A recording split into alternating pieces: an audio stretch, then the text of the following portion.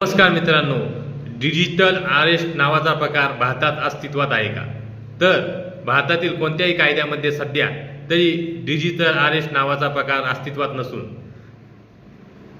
सध्या सायबर गुन्हेगार हे फसवणूक करण्यासाठी डिजिटल अरेस्ट ह्या प्रकाराचा वापर करत आहे.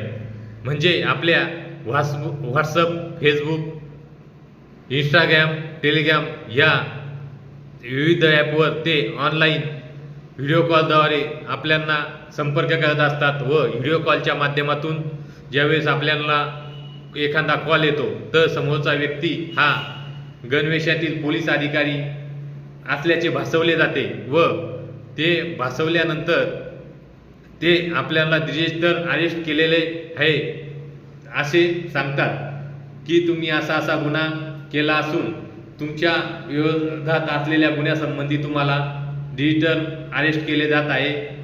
डिजिटल अटक जर तुम्हाला टाळायची असेल तर एवढी रक्कम तुम्ही आमच्या या अकाउंटवर पाठवून द्या. ती रक्कम पाठवल्यानंतर आम्ही तुमची अटक रद्द करू किंवा अटक कॅन्सल करू असे आपल्याला सांगितले जाते. तर ही डिजिटल अरेस्ट नावाचा प्रकार कोणताही अस्तित्वात नसून ही एक सायबर गुन्हेगारांनी फसवणूक करण्यासाठी वापरलेली एक पद्धत आहे.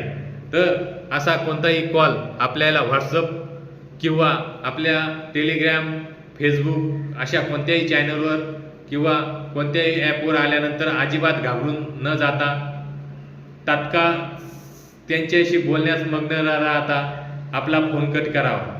कारण की हे गुन्हेगार हे आपल्याला बोलण्यात इतकं संमोहित करतात की त्यांच्या बोलण्यातून ते आपल्याला आपला फोन कट करून न देता तेवढ्याच वेळात ते आपल्याला ऑनलाईन ॲपच्याद्वारे पैसे पाठवण्यास भाग पाडत असतात. तर असा कोणताही कॉल आल्यास आपण घाबरून न जाता तात्काळ सदरचा कॉल बंद करून योग्य तो विचार करावा.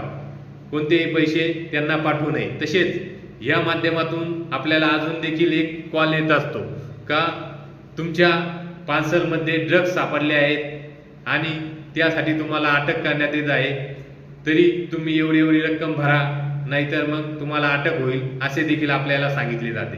तरी अशा कोणत्याही